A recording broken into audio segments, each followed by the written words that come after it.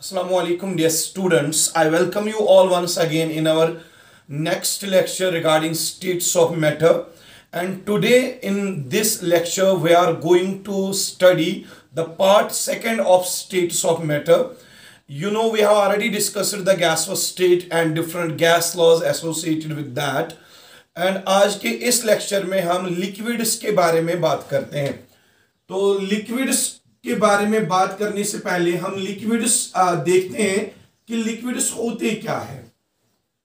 Liquids में particles का arrangement, molecules का अरेंजमेंट होता कैसा है वो हम देखते हैं. यू नो दैट लिक्विड जो है it is that state of matter जिसमें पार्टिकल्स जो होते हैं, particles are touching each other. Liquids में जो पार्टिकल्स होते हैं, पार्टिकल्स मीन्स मॉलिक्यूल्स और दे मे बी एटम्स.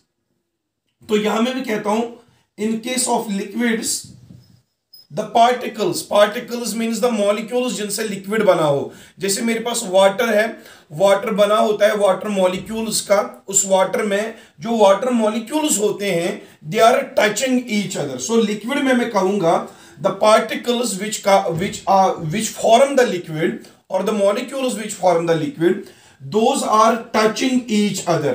तो liquids में particles क्या होते हैं? They are touching each other. Due to that in particles के बीच में जो interparticular space होती है that is negligible. जो interparticular space होती है बेटा, interparticular space जो होती है पार्टिकल्स के बीच में, पार्टिकल्स आपस में टच कर रहे हैं. तो जब आपस में टच हो रहा है, पार्टिकल्स आपस में टच कर रहे हैं, जो उनके बीच में स्पेसिंग होगी पार्टिकल्स के बीच में वो बहुत कम होगी. I will write down as inter particular space is negligible. It is negligible. So liquids में आपने देखा जो पार्टिकल्स के बीच में स्पेसिंग होती है वो बहुत कम होती है, यानी कि इंटरपार्टिकुलर स्पेस जो होती है वो बहुत कम होती है, क्योंकि जो पार्टिकल्स होते हैं लिक्विड स्टेट में दे टच ईच अदर. इसके अलावा अगर मैं बात करता हूं पार्टिकल्स के इंटरपार्टिकुलर फोर्स ऑफ अट्रैक्शन की, जो लिक्विड्स में इंटरपार्टिकुलर फोर्स ऑफ अट्रैक्शन है that is very much strong. That is very much strong. कहने का मतलब यह है कि पार्टिकल्स जब आपस में टच कर रहे हैं तो उनके बीच में अट्रैक्शन बहुत ज्यादा है. सो लिक्विड्स को हम अगर हम डिफाइन करें, it is that state of matter in which the particles are touching each other. Due to that the interparticular space between the particles that is negligible, and the interparticular force of attraction between the particles which are present, the interparticular force of attraction between the particles in case of liquid that is very much strong. तो ये आपने यहाँ पे देखा कि liquids में जो इंटरपार्टिकुलर space है नेग्लिजिबल है और इंटरपार्टिकुलर फोर्स ऑफ अट्रैक्शन जो है वो भी स्ट्रॉन्ग है. मैं एक बात यहां पे बताता हूं. हम यूजुअली कहते हैं लिक्विड्स जो है, लिक्विड्स हैव डेफिनिट वॉल्यूम. हम ये क्यों कहते हैं कि लिक्विड्स का जो वॉल्यूम है वो एक फिक्स्ड वॉल्यूम होता है उनका? ये इसलिए है क्योंकि लिक्विड्स में जो पार्टिकल्स है ना वो आपस में टच करते हैं. ड्यू टू दैट जो टच करते हैं आपस में, उसकी वजह से जो इनके बीच में इंटरपार्टिकुलर स्पेस होती है वो नेग्लिजिबल होती है. और साथ ही में पार्टिकल्स जब आपस में टच करते हैं तो अट्रैक्शन बहुत ज्यादा होती है इनके बीच में. Due to that reason we say liquids have definite volume. Definite volume किस लिए हम कहते हैं? क्योंकि पार्टिकल्स यहां पे टच करते हैं एक दूसरे को, उसकी वजह से इनका वॉल्यूम जो है फिक्स्ड होता है. लेकिन गैसेस में क्या देखा था? गैसेस में पार्टिकल्स बहुत दूर दूर होते हैं. जब दूर दूर होते हैं वहां पे पार्टिकल्स एक दूसरे के कांटेक्ट में नहीं रहते. सो जो गैसेस होते हैं, पार्टिकल्स बहुत दूर दूर होते हैं गैसेस में, तो उनके बीच में अट्रैक्शन भी नहीं होती और रिपल्शन भी नहीं होती. अगर हम आइडियल गैस की बात करें तो वो गैस एक्सपैंड भी होता है, कंट्रैक्ट भी होता है इनफाइनाइटली. यानी कि कहने का मतलब है कि गैसेस में कोई फिक्स्ड वॉल्यूम जो है वो नहीं रहता. लेकिन लिक्विड्स में जो पार्टिकल्स आपस में टच करते हैं पार्टिकल्स टच करने की वजह से स्पेसिंग इनके बीच में बहुत कम होती है, due to that reason in liquids का जो वॉल्यूम होता है वो डेफिनेट या फिक्स्ड वॉल्यूम होता है। साथ ही में हम दूसरा पॉइंट ये भी पढ़ते हैं कि liquids do not possess definite shape. Liquids do not possess definite shape. Liquids की एक डेफिनेट शेप नहीं होती है। अब सर आप यहां पे एक क्वेश्चन पूछ सकते हो, सर आपने कहा लिक्विड्स में पार्टिकल्स एक दूसरे के साथ टच करते हैं, जब वो आपस में टच करते हैं तो उसकी वजह से इनका डेफिनेट वॉल्यूम आता है। सो डेफिनेट शेप क्यों नहीं होती इनकी? क्योंकि पार्टिकल्स, हमने कहा लिक्विड्स में पार्टिकल्स जो है वो एक दूसरे के साथ टच तो करते हैं, उसकी वजह से वॉल्यूम डेफिनेट रहता है, लेकिन ये पार्टिकल्स एट रेस्ट नहीं होते। These particles in case of liquid, they are in continuous state of motion. यहां पे क्या होता है लिक्विड्स में, ये जो पार्टिकल्स होते हैं ना, दे स्लाइड ओवर वन अनदर। ये वाला पार्टिकल इस पार्टिकल के ऊपर स्लाइड करता है, ये वाला पार्टिकल इस पार्टिकल के ऊपर स्लाइड करता है, या ये वाला पार्टिकल स्लाइड करेगा। In case of liquid, all the liquid particles, they slide over one another. जब पार्टिकल्स की स्लाइडिंग हो जाती है उसकी वजह से लिक्विड मूव करता है, और जब पार्टिकल्स की स्लाइडिंग हो जाती है due to that reason liquids की कोई डेफिनेट शेप नहीं रहती। देखिए गैसेस में भी ऐसा ही चीज था। गैसेस में क्या था, वो पार्टिकल्स के बीच में अट्रैक्शन होती ही नहीं थी, तो गैसोस मॉलिक्यूल्स के बीच में जो मोशन होती थी, काइनेटिक एनर्जी होती थी, बहुत ज्यादा होती थी, उसकी वजह से उनकी डेफिनेट शेप नहीं रहती थी। लिक्विड्स में क्या देखा गया, नो डाउट यहां काइनेटिक एनर्जी मॉलिक्यूल्स की बहुत कम है एज कंपेयर्ड गैसेस, यहां पे मूवमेंट ऑफ पार्टिकल्स गैसेस से कम है, लेकिन देखा गया है कि लिक्विड पार्टिकल्स भी एक दूसरे के ऊपर स्लाइड करते हैं, यानी कि इनमें भी मूवमेंट होती है। जब मूवमेंट होती है तो उसकी वजह से लिक्विड स्टेट की भी कोई डेफिनेट शेप नहीं रहती। तो यहां पे मैं हटा देता हूं, और हमने यहां पे देखा कि लिक्विड्स में जो पार्टिकल्स होते हैं दे स्लाइड ओवर वन अनदर, उसकी वजह से इनमें ट्रांसलेटरी मोशन डेवलप हो जाती है, यानी कि ये मूव करते हैं एक जगह से दूसरी जगह। सो हम जो एक्स्ट्रा पॉइंट लिखेंगे, और एक the liquids, the particles in case of liquids have tendency to slide over one another.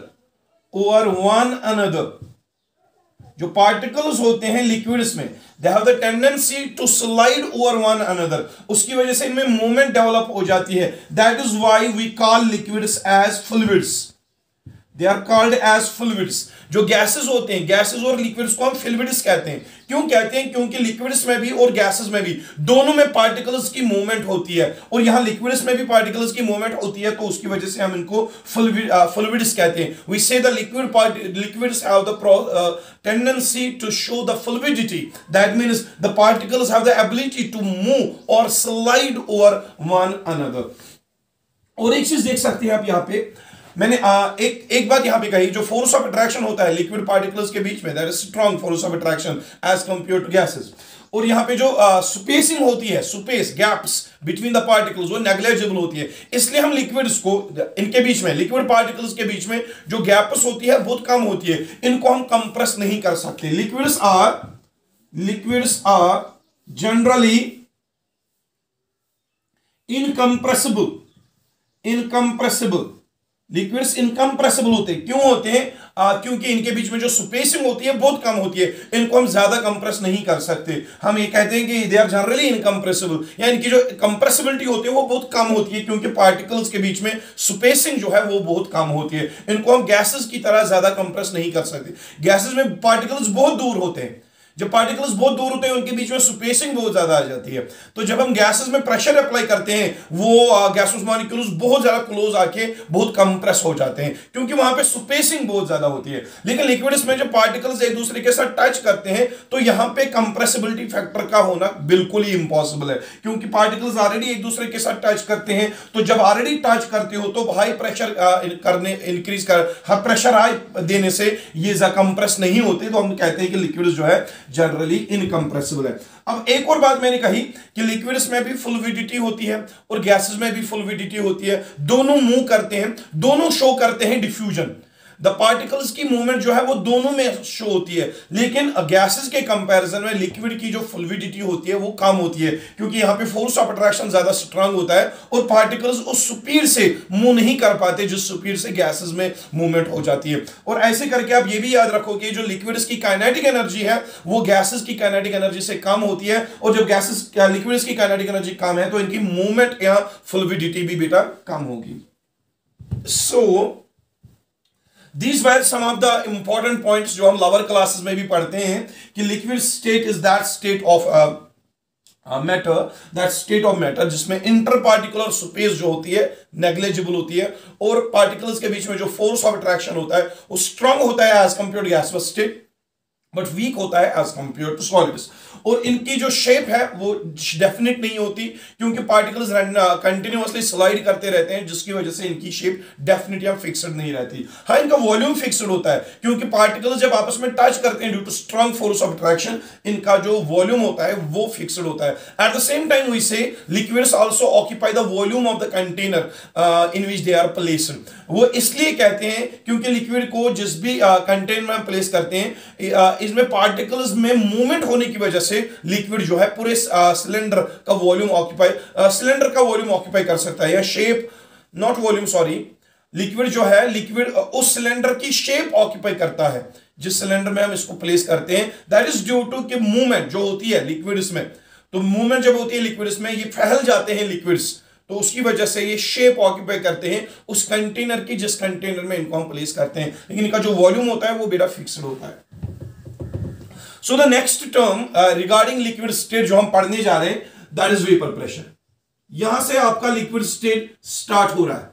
अभी तक हम इंट्रोडक्शन दे रहे थे कि लिक्विड्स होते क्या है, लिक्विड्स की कौन कौन सी प्रॉपर्टीज है, और लिक्विड्स की एक इंपॉर्टेंट प्रॉपर्टी जो आपके सिलेबस में दी गई है दैट इज वेपर प्रेशर, वो हम पढ़ेंगे। वेपर प्रेशर जो है वो of liquids, vapour pressure of liquids क्या होता है वो हम डिफाइन करेंगे, लेकिन ये चीज डिफाइन करने से पहले एक चीज मैं आपको समझाऊंगा। समझ लीजिए आपके पास एक सिलेंडर है, सिलेंडर एक ओपन सिलेंडर है, ये एक ओपन सिलेंडर। इस ओपन सिलेंडर में आपने यहां पे लिक्विड ले लिया है, देख लीजिए ये आपने लिक्विड ले लिया है इस ओपन सिलेंडर में। अगर आप इस ओपन सिलेंडर में कोई लिक्विड से फॉर द एग्जांपल वाटर लेते हो, आपने इस सिलेंडर में वाटर ले लिया, अब ये ओपन क्यों है, ओपन सिलेंडर क्यों कहा, क्योंकि इसको ऊपर से कोई ढक्कन वक्कन हमने नहीं लगाया, ऊपर से ये खुला है, तो तभी हमने इसको ओपन सिलेंडर कह दिया। जब आप इस ओपन सिलेंडर को हीट करते हो, when we heat this cylinder containing water, जब आप इसको हीट करोगे, हीट देने की वजह से क्या होगा, जो लिक्विड वाटर मॉलिक्यूल्स है वो इस एनर्जी अब्सॉर्ब करेंगे, हीट की वजह से इन लिक्विड की जो एनर्जी है वो ज्यादा हो जाएगी, और उस हीट की वजह से सम ऑफ द लिक्विड मॉलिक्यूल्स के बीच में अट्रैक्शन खत्म हो जाएगी, और जब लिक्विड मॉलिक्यूल्स के बीच में कुछ लिक्विड मॉलिक्यूल्स के बीच में हीट की वजह से अट्रैक्शन खत्म हो जाएगी, ये जो लिक्विड है आपका वाटर, ये कन्वर्ट हो जाएगा इनटू वाटर वेपर। तो देख लो यहां पे वाटर वेपर बन जाएगा। हमने क्या किया, हमने इस वाटर लिक्विड को, जो कि लिक्विड फॉर्म में है, water is an liquid form, हमने इसको हीट कर दिया। हीट करने की वजह से क्या हो गया, और यहां पे अट्रैक्शन खत्म हो गई कुछ लिक्विड मॉलिक्यूल्स के बीच में, और जब अट्रैक्शन खत्म हो गई लिक्विड मॉलिक्यूल्स के बीच में, आपका जो लिक्विड है वो वेपर में कन्वर्ट होगा। ऑब्वियसली जब हम बॉइल करते हैं वाटर को, वो तो वेपर ही बनाता है, तो यहां पे भी हमने वाटर को हीट कर दिया, और हीट देने की वजह से आपका यहां पे वाटर वेपर बन रहा है। और अब आपका कंटेनर क्या है बेटा, ओपन कंटेनर है। जब आपने कंटिन्यूअसली हीट किया, ये जो वेपर्स यहां पे बन रहे हैं, दे विल एस्केप आउट, वो बाहर निकल जाएंगे, भाग जाएंगे यहां से, क्योंकि वेपर्स में, वेपर किसे हम कहते हैं, vapour is the gaseous phase of the liquid, gaseous phase of the liquid, that is called as vapour. हमने इस लिक्विड को हीट किया, तब जाके यहां पे गैसवस फेज बना इसी लिक्विड का, जिसको हम वेपर कहते हैं। और वेपर्स की टेंडेंसी, एस्केपिंग टेंडेंसी होती है, गैसेस की तरह बहुत ज्यादा होती है। ये एस्केप यानी ये भाग जाते हैं, इस कंटेनर से बाहर भाग जाते हैं, क्योंकि ये एक ओपन कंटेनर है, इनको कोई रोक ही नहीं सकता, सारे वेपर्स बाहर निकल रहे हैं। तो आपने समझा यहां पे एक चीज कि जब हम लिक्विड को हीट करते हैं तो यहां पे वेपर्स बनते हैं, और वेपर्स की एस्केपिंग टेंडेंसी बहुत हाई होती है, और हाई एस्केपिंग टेंडेंसी होने की वजह से सारे वेपर्स सिलेंडर से बाहर निकलेंगे। तो ये प्रोसेस है, the process of converting a liquid into its vapours by the application of heat, the process is called as evaporation और we can call it boiling, we can call it boiling. तो यहां पे जो water है किस में convert हो रहा है, वेपर में। तो इस प्रोसेस को हम क्या कहेंगे, इट इज इवापोरेशन। इवापोरेशन हो रही है, फोर्स्ड इवापोरेशन है। फोर्स्ड इवापोरेशन क्यों, क्योंकि हमने यहां पे हीट की वजह से इवापोरेशन करवाई, तभी हम इसको फोर्स्ड इवापोरेशन कहेंगे। और फोर्स्ड इवापोरेशन की वजह से जो भी वेपर्स यहां पे बन रहे थे वो सारे वेपर्स कहां चलेंगे, सराउंडिंग में चले गए, क्योंकि आपका जो सिलेंडर है वो ओपन है। लेकिन हमें डिफाइन क्या करना था, वेपर प्रेशर। आप देख लीजिए बेटा, मैं इसको रब कर देता हूं। जब आपने एक ओपन सिलेंडर लिया, ओपन सिलेंडर में जब आपने लिक्विड को हीट किया, वहां पे जितने भी वेपर्स बने जो फोर्स्ड इवापोरेशन की वजह से वेपर्स बने, वो सारे वेपर्स कहां चले गए, सराउंडिंग में चले गए, क्योंकि आपका जो ओपन कंटेनर था वो उन वेपर्स को रोक नहीं पाता। लेकिन अगर हम ऐसा करेंगे, एक कंटेनर लेते हैं, इस कंटेनर में फिर से मैं लिक्विड रखता हूं, ये चीज समझिएगा बेटा, ये चीज समझिएगा।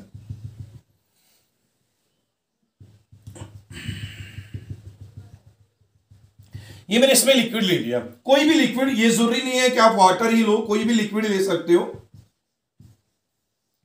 इस लिक्विड को मैं हीट करूंगा, हीट किया यहां पे, फिर से हीट देने की वजह से ये मॉलिक्यूल्स जो है लिक्विड के हीट एनर्जी अब्सॉर्ब करेंगे, they will absorb the energy. Once again इन लिक्विड मॉलिक्यूल्स के बीच में थोड़ी अट्रैक्शन खत्म हो जाएगी और कुछ लिक्विड मॉलिक्यूल्स किस में कन्वर्ट होंगे, वेपर में कन्वर्ट होंगे। अब देख लीजिए, अगर हमने कंटेनर फिर से ओपन रखा तो क्या होगा, सारे वेपर्स फिर से बाहर चले जाएंगे, और सारे वेपर्स जब बाहर चले जाएंगे क्या होगा, लिक्विड की लेवल कंटिन्यूअसली डिक्रीज हो जाएगी।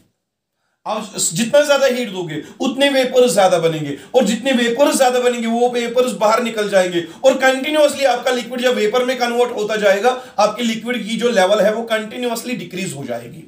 लेकिन हम इस टाइम क्या करेंगे, हम इस टाइम ओपन कंटेनर नहीं लेंगे, हम इस कंटेनर को क्लोज कर देते हैं, बंद कर देते हैं, ढक्कन लगा देते हैं ऊपर से। देख लीजिए, मैंने एक क्लोज्ड कंटेनर ले लिया। क्लोज्ड कंटेनर की वजह से क्या होगा, क्लोज्ड कंटेनर की वजह से आपका जो वेपर यहां पे बन रहा है ना, वो वेपर बाहर नहीं निकल पाएगा। अब देख लीजिए क्या हो रहा है यहां पे, एट द बिगिनिंग जब हमने हीट किया, हीट देने की वजह से लिक्विड किस में कन्वर्ट हो रहा है, वेपर में कन्वर्ट हो रहा है। तो that process is called as evaporation, यानी कि यहां पे इवापोरेशन हो रही है, इवापोरेशन हो रही है, इवापोरेशन हो रही है, क्योंकि हमने लिक्विड को हीट किया और आपका लिक्विड जो है अपने वेपर्स में कन्वर्ट हो गया। The process is called as evaporation. No doubt it is forced evaporation, but it is evaporation. ठीक है, अब आपका वेपर, अब आपका लिक्विड जो है वेपर में कन्वर्ट हो चुका है। जब ये लिक्विड वेपर में कन्वर्ट हो चुका तो प्रोसेस क्या कहलाएगी, इवापोरेशन। लेकिन जितनी ज्यादा हीट दोगे उतना ज्यादा वेपर बनेगा, और वेपर तो बाहर भी नहीं निकल रहा है क्योंकि क्लोज्ड सिस्टम है, क्लोज्ड कंटेनर है। अब क्या होगा, कुछ वेपर्स वापस आके लिक्विड में कन्वर्ट हो जाएंगे,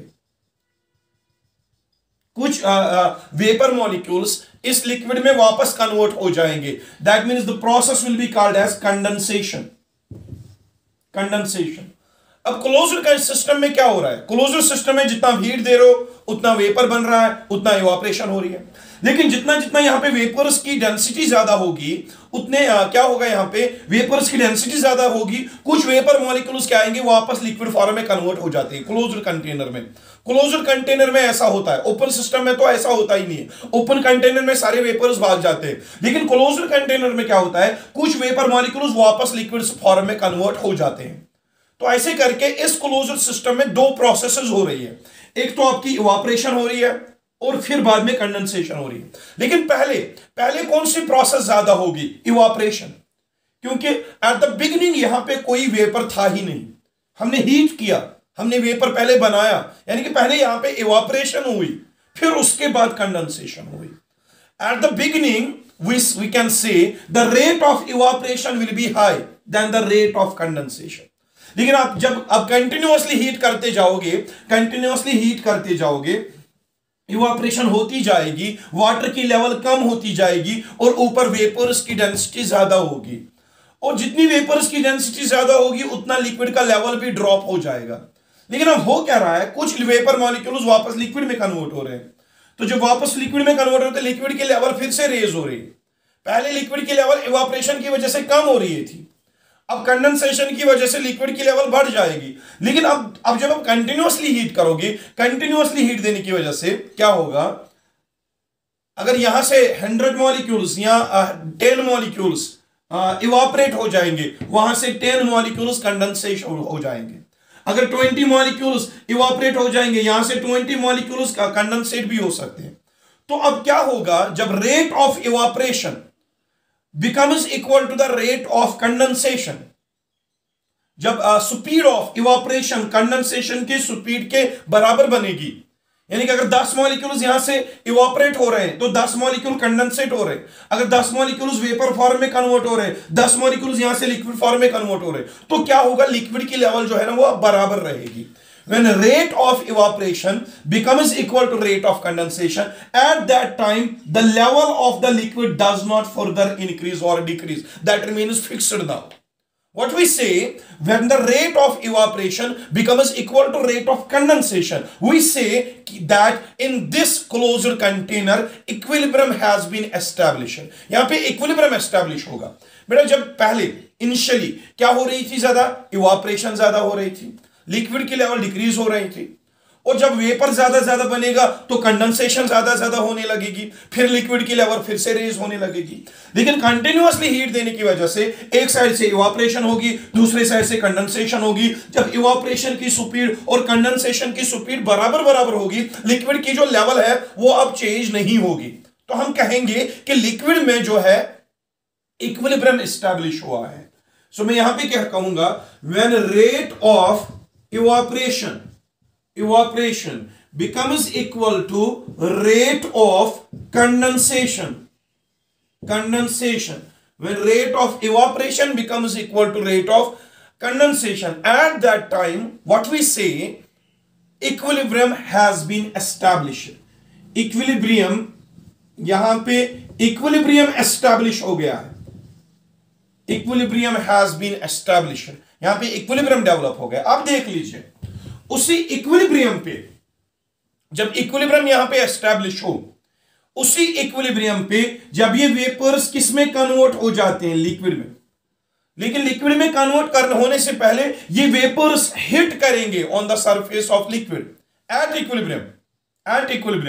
जब ये वेपर्स हिट करेंगे on the surface of the liquid at equilibrium, जब ये वेपर्स हिट करेंगे on the surface of their liquid, वो लिक्विड सरफेस पे कितना प्रेशर एक्सर्ट करेंगे, that pressure is called as vapour pressure. Now what is vapour pressure? Vapour pressure is the pressure exerted by vapors of the liquid on their own liquid surface when the equilibrium is established in the system. जब इस system में equilibrium establish हो, at that time liquid के vapors अपनी liquid surface पे कितना pressure exert करेंगे, उस pressure को हम कहते हैं बेटा vapor pressure। तो आपने यहां पे देखा, जो vapors होंगे, vapors जब वापस condensate होते हैं, condensate होते होते वो liquid की surface पे exert करेंगे, pressure exert करेंगे या उसको वो hit करेंगे। जब वो continuously liquid की surface पे hit करेंगे वेपर मॉलिक्यूल्स, तो इस सरफेस के क्या होगा, एक्सर्ट प्रेशर। उसी प्रेशर को जो एक्सर्ट हो रहा है, कौन एक्सर्ट कर रहे हैं, वेपर्स। किस पे एक्सर्ट कर रहे हैं, लिक्विड सरफेस पे। किस लिक्विड सरफेस पे, अपनी ही लिक्विड सरफेस पे। कब एक्सर्ट कर रहे हैं, at equilibrium.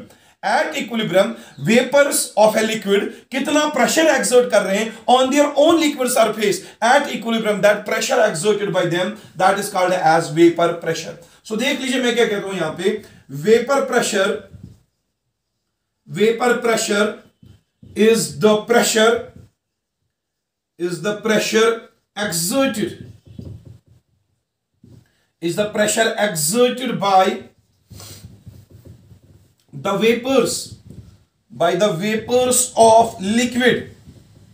by the vapors of liquid on its liquid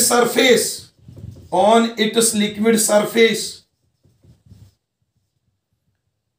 at equilibrium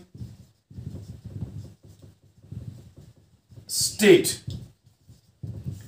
equilibrium जब यहां पे डेवलप हो, जब rate of evaporation rate of condensation के बराबर बनेगी, उस टाइम यहां पे वेपर्स कितना एक्सर्ट करेंगे pressure on the liquid surface, उसी प्रेशर का नाम पड़ता है बेटा वेपर प्रेशर। तो यहां पे हमने कहा vapour pressure is the pressure exerted by the vapours of the liquid on its own liquid surface at the equilibrium state, that pressure exerted by the vapours is called as vapour pressure. अब आप समझ लो एक चीज, अब आप एक चीज समझ लो, वो कौन से फैक्टर्स है जिसकी वजह से वेपर प्रेशर ज्यादा होगा, या कौन सा फैक्टर है जिसकी वजह से वेपर प्रेशर कम हो सकता है। सो मैं यहां पे लिखता हूं factors affecting vapour pressure. Vapour pressure कौन कौन से फैक्टर पे डिपेंड करता है? दो फैक्टर्स पे डिपेंड करता है, दो मेन फैक्टर्स पे। One is inter particular force of attraction, inter particular force of attraction. दूसरा जो है, दूसरा फैक्टर दैट इज टेम्परेचर।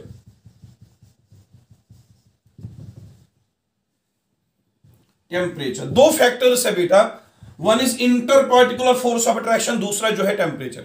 अब देख लो, लिक्विड मॉलिक्यूल्स के बीच में क्या होता है? फोर्स ऑफ अट्रैक्शन होता है, वो यूजुअली स्ट्रांग होता है, यूजुअली।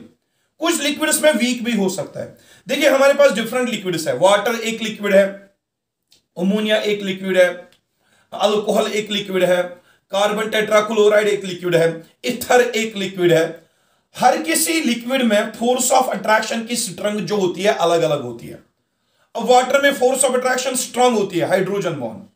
या ईथर में, ईथर एक नॉन पोलर लिक्विड है, उसमें force of attraction hydrogen bond नहीं हो सकती, उसमें weak van der Waals force of attraction हो सकता है। कार्बन टेट्राक्लोराइड वो भी एक नॉन पोलर कंपाउंड है, उसमें भी हाइड्रोजन बॉन्ड नहीं बनेगी, उसमें भी कोई weak van der Waals force of attraction होगा। तो कहने का मतलब यह है, कुछ लिक्विड्स में फोर्स ऑफ अट्रैक्शन स्ट्रांग होता है, जिसको हम inter particular force of attraction कहते हैं, और कुछ लिक्विड्स ऐसे हैं जिनमें फोर्स ऑफ अट्रैक्शन वीक होता है। That depends upon the polarity of the molecule. जो लिक्विड जितना ज्यादा पोलर होगा उसमें अट्रैक्शन भी उतनी ज्यादा होगी, जो लिक्विड नॉन पोलर होगा उसमें अट्रैक्शन कम होगी ऑब्वियसली। तो देख लीजिए यहां पे मैंने समझो वाटर लिया है, यहां पे वाटर में जो फोर्स ऑफ अट्रैक्शन होता है that is hydrogen bond. Hydrogen bond जो है वाटर में that is strong force of attraction. अब वाटर का लिक्विड फोर्स ऑफ अट्रैक्शन क्या होगी उसके बीच में? स्ट्रांग। जब स्ट्रांग फोर्स ऑफ अट्रैक्शन होगा, क्या ये वाटर मॉलिक्यूल्स आसानी से अलग अलग होंगे? नहीं होंगे, क्योंकि फोर्स ऑफ अट्रैक्शन स्ट्रांग है। जब फोर्स ऑफ अट्रैक्शन स्ट्रांग है तो वाटर मॉलिक्यूल्स आसानी से अलग अलग होंगे ही नहीं। जब अलग अलग होगी नहीं तो यहां पे वेपर आसानी से बनेगा ही नहीं, या वेपर कम बनेगा। वाटर में जब वेपर कम बनेगा तो वेपर प्रेशर भी कम होगा। तो कहने का मतलब यह है, जिस लिक्विड में फोर्स ऑफ अट्रैक्शन स्ट्रांग होगी वो लिक्विड्स क्या होते हैं? लेस वोलेटाइल होते हैं, वो आसानी से वेपर बनाएंगे ही नहीं। जब वो आसानी से वेपर नहीं बनाएंगे तो वेपर डेंसिटी कम होगी, तो वेपर प्रेशर भी कम होगा। That means more the force of attraction between the liquid, less is the volatility of the liquid and lesser will be the density of the vapour formed, consequently laser will be the vapour pressure. अब अगर यहां पे water के बदले मैंने कोई ऐसा liquid ले लिया जो कि नॉन पोलर है, जैसे मैंने ईथर ले लिया, ईथर एक लिक्विड है, नॉन पोलर लिक्विड। अब ईथर में जो फोर्स ऑफ अट्रैक्शन है वो वीक है। वीक फोर्स ऑफ अट्रैक्शन होने की वजह से क्या होगा? ईथर्स ज्यादा वोलेटाइल होंगे। वीक फोर्स ऑफ अट्रैक्शन, देखो ईथर और ईथर जो है नॉन पोलर है। अब जब नॉन पोलर है तो इनके बीच में अट्रैक्शन भी कम होगी। जब अट्रैक्शन कम होगी, थोड़ी हीट देने की वजह से ये मतलब दूर चले जाएंगे, यानी कि ये जल्दी वेपर बनाएगा। जितना जल्दी वेपर बनेगा उतना ज्यादा वेपर बनेगा, जितना ज्यादा वेपर बनेगा उतना वेपर प्रेशर भी एक्सर्ट ज्यादा होगा। So we can say if the force of attraction is weak, the amount of vapor formed will be excessively large.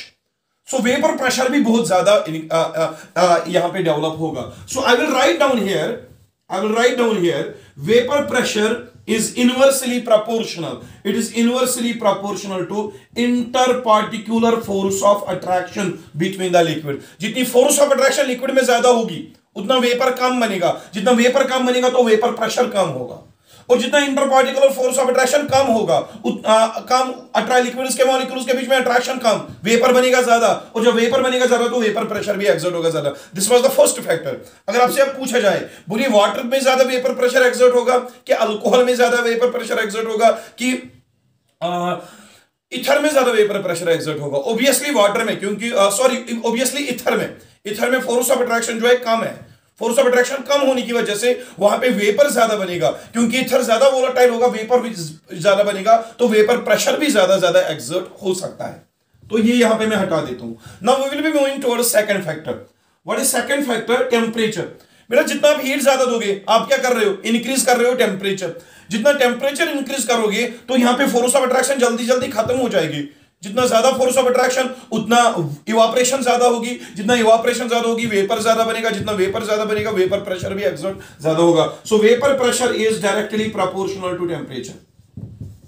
आप जितना टेम्परेचर ज्यादा दोगे उतना इवापोरेशन ज्यादा होगी, जितनी इवापोरेशन ज्यादा होगी उतना वेपर ज्यादा बनेगा, जितना वेपर बनेगा ज्यादा उतना वेपर प्रेशर भी एक्सर्ट ज्यादा होगा। सो सिंपली वेपर प्रेशर जो है टेम्परेचर इंक्रीज करने से वेपर प्रेशर भी इंक्रीज होता है ज्यादा, क्योंकि टेम्परेचर इंक्रीज करने से इवापोरेशन ज्यादा होती है जिसकी वजह से वेपर ज्यादा बनता है, तो वेपर प्रेशर भी ज्यादा ही एक्सर्ट होगा। So see I will be taking now the next term. Vapour pressure complete हो गया बेटा। अब हम बात करते हैं बॉइलिंग पॉइंट की। बॉइलिंग पॉइंट की बात करेंगे बेटा हम। बॉइलिंग पॉइंट किसे कहते हैं? बॉइलिंग पॉइंट किसे कहते हैं? इन लेमन्स लैंग्वेज अगर मैं कहूं, बॉइलिंग पॉइंट वो टेम्परेचर है जिसपे लिक्विड बॉइल होता हो, वो टेम्परेचर जिसपे लिक्विड बॉइल हो, that is called boiling point. ये तो एक डेफिनेशन है, बहुत सिंपल सी डेफिनेशन, लेकिन अगर अच्छे से डिफाइन करें तो आपको कुछ चीजें समझनी होगी। यहां पे देख लीजिए, हम बॉइलिंग पॉइंट को अच्छे से समझते हैं। मैंने इसमें यहां पे एक लिक्विड लिया है और ओपन सिस्टम ले लिया, समझ लो। और यहां पे क्या होगा? एयर होगा, एयर। मैंने हीट अभी नहीं दी, ये इसमें लिक्विड है अभी हमने इसको हीट नहीं किया, इसमें कोई वेपर नहीं बनाया। और इस कंटेनर के बाहर क्या होगा? एयर। ये जो एयर है, एयर भी तो हीट कर सकता है on the surface of the liquid, जबकि एयर हीट करेगा on the surface of the liquid, तो ये एयर पार्टिकल्स भी यहां पे एक्सर्ट करेंगे pressure, and that pressure is called atmospheric pressure।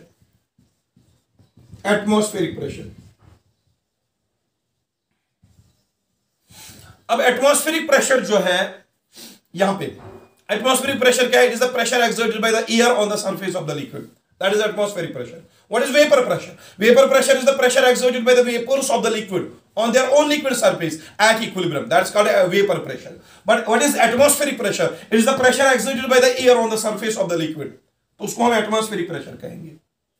समझिएगा, एटमॉस्फेरिक प्रेशर जो है वो एयर एक्सर्ट करता है on the surface of the liquid.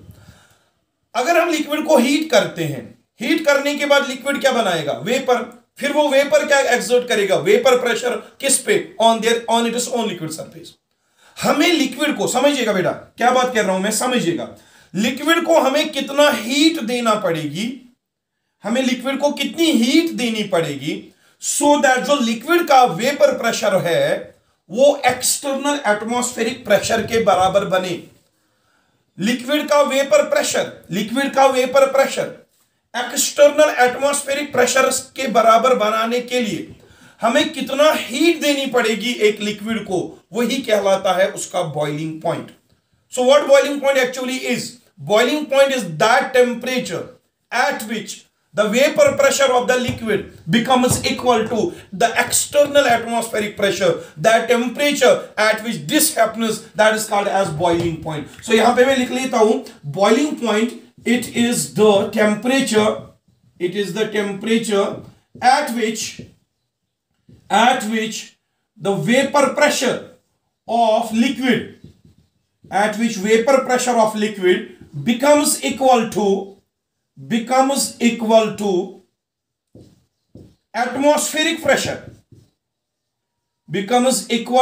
atmospheric pressure, that temperature at which this happens, when the vapor pressure of liquid becomes equal to atmospheric pressure, the temperature at which this thing happens, that temperature is called as boiling point of the liquid। भाई boiling point है क्या? Boiling point वो temperature है जिसपे liquid का vapour pressure external atmospheric pressure के बराबर बने, उसी टेम्परेचर को हम कहते हैं मेरा बॉइलिंग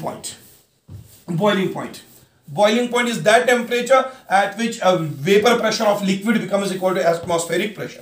अब समझिए एक चीज, अगर हम एटमॉस्फेरिक प्रेशर लेते हैं 1 एटमॉस्फेरिक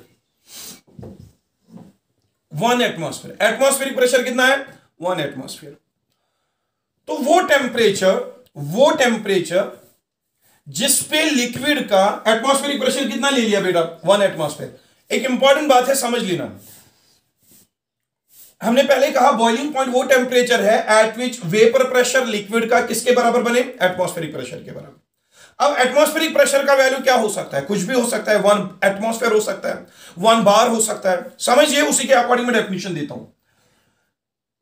अगर मैंने एटमॉस्फेरिक प्रेशर 1 एटमॉस्फेयर ले लिया, 1 एटमॉस्फेयर के टाइम पे मुझे कितना टेम्परेचर इसको देना पड़ेगा, हीट कितनी देनी पड़ेगी, सो दैट इस लिक्विड का वेपर प्रेशर 1 एटमॉस्फेयर के बराबर बने, at the temperature at which the vapour pressure of the liquid becomes equal to 1 atmosphere. The temperature is called as normal boiling point. Normal boiling point. बेटा normal boiling point क्या है, normal boiling point वो temperature है at which the vapour pressure of the liquid becomes equal to 1 atmospheric pressure. Normal boiling point is that temperature at which vapor pressure of the liquid becomes equal to 1 atmosphere. 1 atmosphere. That boiling point is called as normal boiling point. और आपको पता है water का जो normal boiling point है, water का normal boiling point that is 100 degree Celsius. So अगर आपसे पूछा जाए what is 100 degree Celsius? Sir, it is normal boiling point of water. What do you mean by normal boiling point of water? Normal boiling point of water means at 100 degrees Celsius, the vapor pressure of water becomes equal to 1 atmosphere. That is the atmospheric pressure. ठीक है, तो 100 degree Celsius का मतलब है 100 degree Celsius अगर ये normal boiling point है तो इस टेम्परेचर पे लिक्विड का vapour pressure external atmospheric pressure 1 atmosphere के बराबर बनता है। तभी हम कहते हैं कि 100 atmosphere is the boiling point of water, but normal boiling point. अब और एक बॉइलिंग पॉइंट आता है standard boiling point. Standard boiling point क्या है, मैं वो आपको समझाता हूं।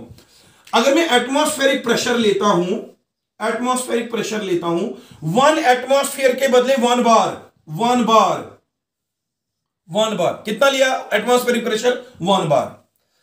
अब 1 बार एटमॉस्फेरिक प्रेशर है, 1 एटमॉस्फेयर नहीं है। 1 एटमॉस्फेयर 1 बार से ज्यादा होता है, ये समझ लीजिएगा। 1 atmosphere pressure is slightly more than 1 bar atmospheric pressure. अगर एटमॉस्फेरिक प्रेशर 1 बार लिया तो वो टेम्परेचर जिसपे लिक्विड का वेपर प्रेशर 1 एटमॉस्फेयर के बराबर बने, उस टेम्परेचर को हम नॉर्मल बॉइलिंग पॉइंट कहते हैं, जो वाटर के लिए 100 डिग्री सेल्सियस है। लेकिन अब मैंने एटमॉस्फेरिक प्रेशर किस में लिया, बार में, 1 बार लिया, तो वो टेम्परेचर जिसपे लिक्विड का वेपर प्रेशर 1 बार के बराबर बने, उस टेम्परेचर को कहते हैं standard boiling point. It's called as standard boiling point. What is standard boiling point now? Standard boiling point is that temperature at which the boiling point of the liquid, at which the vapor pressure of the liquid becomes equal to 1 bar, not 1 atmosphere. Then it is called as standard boiling point. और जो water के लिए standard boiling point है ना, वो standard boiling point है 99.6 degree Celsius, normal boiling point से थोड़ा कम। अब मुझे यहां पे क्वेश्चन पूछ सकते हो, सर स्टैंडर्ड बॉइलिंग पॉइंट कम क्यों आ रहा है नॉर्मल बॉइलिंग पॉइंट से? क्योंकि 1 एटमॉस्फेयर प्रेशर कम है, 1 बार प्रेशर कम है 1 एटमॉस्फेयर से। अगर हमें वेपर प्रेशर लिक्विड का 1 एटमॉस्फेयर के बराबर बनाना हो तो हमें हीट ज्यादा देनी पड़ेगी, तभी 100 देनी पड़ती है, तभी जाके वाटर का जो बॉइलिंग पॉइंट है वो ज्यादा आता है 100 डिग्री सेल्सियस। लेकिन 1 बार 1 एटमॉस्फेयर से कम है। अगर हमें वाटर का बॉइलिंग पॉइंट 1 बार के बराबर बनाना हो तो हमें इस टाइम 1 एटमॉस्फेयर बनाते समय जितना हमें उस टाइम हीट देनी पड़ी थी, इस टाइम उतनी हीट हमें नहीं देनी पड़ेगी, उससे कम देनी पड़ेगी, तभी स्टैंडर्ड बॉइलिंग पॉइंट कम आता है। मैंने पहले ही कहा कि बॉइलिंग पॉइंट वो टेम्परेचर है जिसमें हम लिक्विड का वेपर प्रेशर एटमॉस्फेरिक प्रेशर के बराबर बनाएं। लेकिन एटमॉस्फेरिक प्रेशर 1 बार भी हो सकता है, 1 एटमॉस्फेयर भी हो सकता है। अब इन दोनों में से ज्यादा क्या है, 1 एटमॉस्फेयर, 1 बार क्या है, कम। अगर हमें 1 बार के बराबर बनाना हो लिक्विड का वेपर प्रेशर, उसको हीट ज्यादा देनी पड़ेगी, उस टाइम बॉइलिंग पॉइंट भी ज्यादा आएगा, normal boiling point 100 degree Celsius. अगर हमें लिक्विड का वेपर प्रेशर 1 बार के बराबर बनाना हो, 1 बार 1 एटमॉस्फेयर से कम है, तो अगर हमें 1 बार के बराबर बनाना हो लिक्विड का वेपर प्रेशर, उस टाइम हमें इसको हीट भी कम देनी पड़ेगी, उसको हम कहते हैं स्टैंडर्ड बॉइलिंग पॉइंट। सो यहां पे आपको समझ आ गया होगा what actually standard boiling point and normal boiling point actually means. Normal boiling point is the temperature required to make the vapor pressure of a liquid equal to 1 atmosphere. And standard boiling point is the temperature required to make the vapor pressure of the liquid equal to 1 bar. As 1 bar is less than 1 atmosphere, that means standard boiling point will be less than normal boiling point. तो समझ लीजिए एक graph लेते हैं, last portion इस topic का, एक graph ले लेते हैं. यहां से मैं टेम्परेचर ले लेता हूं. जितना आप टेम्परेचर इंक्रीज करोगे लिक्विड हीट अप हो जाएगा ज्यादा, वो ज्यादा वेपर बनाएगा, और जितना ज्यादा वेपर बनाएगा उतना वो वेपर प्रेशर भी एक्सर्ट ज्यादा करेगा. तो इस साइड से मैं वेपर प्रेशर ले लेता हूं. वेपर प्रेशर, जितना टेम्परेचर ज्यादा दोगे उतना हीट अप हो जाएगा लिक्विड ज्यादा, उतनी इवापोरेशन ज्यादा हो जाएगी, और जितनी इवापोरेशन हो जाएगी ज्यादा उतना वेपर ज्यादा बनेगा, और वेपर प्रेशर भी एक्सर्ट ज्यादा होगा. और यहां पे मैं ले लेता हूं, यहां पे ये टॉप जो है, यहां पे मैं ले लेता हूं एटमॉस्फेरिक प्रेशर.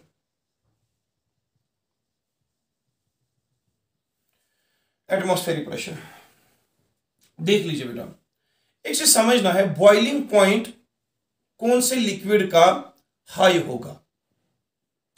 हमने कहा पहले ही कि बॉइलिंग पॉइंट जो है वो टेम्परेचर है जिस टेम्परेचर पे लिक्विड का वेपर प्रेशर एटमॉस्फेरिक प्रेशर के बराबर बने.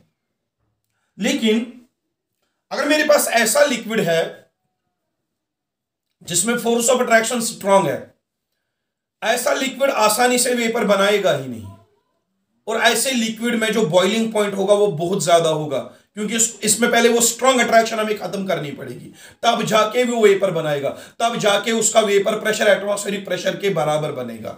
यानी कि इसमें बॉइलिंग पॉइंट बहुत ज्यादा होगा. अगर मेरे पास कोई ऐसा लिक्विड है जिसमें फोर्स ऑफ अट्रैक्शन वीक है, वीक फोर्स ऑफ अट्रैक्शन मतलब ये वेपर जल्दी बनाएगा, इसमें हमें हीट कम देनी पड़ेगी, so as to make it is vapour pressure equal to atmospheric pressure, यानी कि इसका बॉइलिंग पॉइंट कम होगा. सो यहां पे मैं लिख लेता हूं, बॉइलिंग पॉइंट इज, जिसमें अट्रैक्शन ज्यादा होगी उसका बॉइलिंग पॉइंट कम होगा. सॉरी, जिसका अट्रैक्शन ज्यादा होगा वो आसानी से बनाएगा ही नहीं वेपर. जब आसानी से वेपर ही नहीं बनाएगा तो हमें उसको एक्स्ट्रा हीट देनी पड़ेगी उसके अट्रैक्शन खत्म करने के लिए, तब जाके वो वेपर बनाएगा, तब जाके उसका वेपर प्रेशर एटमॉस्फेरिक प्रेशर के बराबर बनेगा. So boiling point is directly proportional to inter particular force of attraction. ये चीज याद रखना, जिस लिक्विड में ज्यादा अट्रैक्शन हो वो लिक्विड आसानी से वेपर बनाएगा ही नहीं. जब वो आसानी से वेपर बनाएगा ही नहीं, उसको हमें ज्यादा हीट देनी पड़ेगी, यानी कि बॉइलिंग पॉइंट ज्यादा होगा, तब जाके वो वेपर बनाएगा, तब जाके उसका वेपर प्रेशर एटमॉस्फेरिक प्रेशर के बराबर बनेगा. अगर फोर्स ऑफ अट्रैक्शन कम हुआ, लिक्विड में फोर्स ऑफ अट्रैक्शन कम हुआ, वो वेपर आसानी से बनाएगा. जब आसानी से वेपर बनाएगा तो वेपर प्रेशर जल्दी एटमॉस्फेरिक प्रेशर के बराबर बनेगा. तो उसके लिए टेम्परेचर हमें कम देना पड़ेगा. वही है कि जिस लिक्विड में फोर्स ऑफ अट्रैक्शन स्ट्रांग, उसका बॉइलिंग पॉइंट भी ज्यादा ही होगा. जिस लिक्विड में फोर्स ऑफ अट्रैक्शन वीक, उसका बॉइलिंग पॉइंट भी कम होगा. तो देख लीजिए, मैंने यहां पे एटमॉस्फेरिक प्रेशर ले लिया है. मैं यहां पे एक डॉटेड फॉर्म में एक लाइन ले लेता हूं. ये डॉटेड लाइन रिप्रेजेंट करती है एटमॉस्फेरिक प्रेशर. यहां पे मैंने एटमॉस्फेरिक प्रेशर ले लिया, ठीक है. एटमॉस्फेरिक प्रेशर यहां पे कौन सा है, समझो 1 एटमॉस्फेयर लीजिए. 1 एटमॉस्फेयर प्रेशर.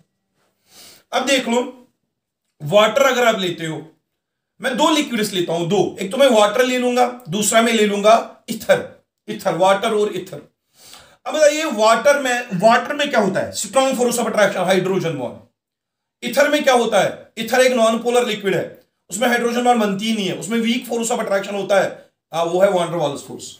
तो मैं यहां पे एक चीज करता हूं, एक तो हम वाटर लेते हैं, वाटर का जो फोर्स ऑफ अट्रैक्शन होता है strong, hydrogen bond is strong force of attraction. Water molecules के बीच में फोर्स ऑफ अट्रैक्शन स्ट्रॉन्ग होता है, हाइड्रोजन बॉन्ड.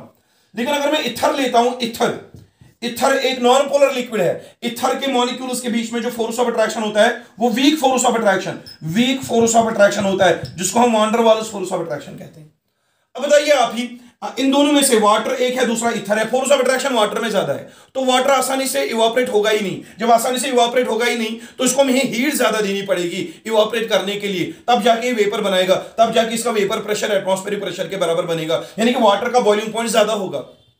और इथर जो है वीक फोर्स ऑफ अट्रैक्शन है इसके बीच में, तो फोर्स ऑफ अट्रैक्शन आसानी से खत्म हो सकती है ईथर के केस में। ये वेपर जल्दी बनेगा, वोलाटाइल ज्यादा होगा, इसका एटमॉस्फेरिक प्रेशर, इसका वेपर प्रेशर एटमॉस्फेरिक प्रेशर के बराबर जल्दी बनेगा और इसका बॉइलिंग पॉइंट भी कम होगा। तो देख लो ये ईथर है, ये ईथर है। यहां पे ईथर को जब हम हीट करते हैं, जब हम टेम्परेचर इंक्रीज करते हैं, ईथर वोलाटाइल है, इसकी फोर्स ऑफ अट्रैक्शन वीक है। जब हम इसको हीट करते हैं इसकी अट्रैक्शन खत्म हो जाती है, ये ज्यादा ज्यादा वेपर बनाएगा और जितना ज्यादा वेपर बनाएगा और इसका वेपर प्रेशर इंक्रीज होगा और एक टाइम आएगा जब वो वेपर प्रेशर एटमॉस्फेरिक प्रेशर के बराबर बनेगा। देख लीजिए मेरा, हमने हीट किया, टेम्परेचर इंक्रीज किया, जो ही हम टेम्परेचर इंक्रीज करेंगे ईथर के मॉलिक्यूल्स के बीच में फोर्स ऑफ अट्रैक्शन खत्म हो जाएगी, ईथर वेपर बनाएगा और जितना ज्यादा वेपर बनाएगा उतना वेपर प्रेशर इंक्रीज होगा जल्दी जल्दी और एक टाइम आएगा जब इसका वेपर प्रेशर एटमॉस्फेरिक प्रेशर के बराबर बनेगा। तो हम यहां पे कहेंगे कि ईथर बॉयल हो गया है क्योंकि इसका वेपर प्रेशर यहां पे एटमॉस्फेरिक प्रेशर के बराबर बनता है। अब यहां पे देखो, वो टेम्परेचर जिस पे ईथर का वेपर प्रेशर एटमॉस्फेरिक प्रेशर के बराबर बनेगा, वो टेम्परेचर कहलाएगा ईथर का बॉइलिंग पॉइंट। जो बॉइलिंग पॉइंट ऑफ ईथर है that is 319.5 kelvin. 309.5 kelvin. 309.5 kelvin में क्या हुआ, ईथर का वेपर प्रेशर एटमॉस्फेरिक प्रेशर के बराबर बना। तो ये 319.5 केल्विन जो है ये ईथर का बॉइलिंग पॉइंट कहलाएगा।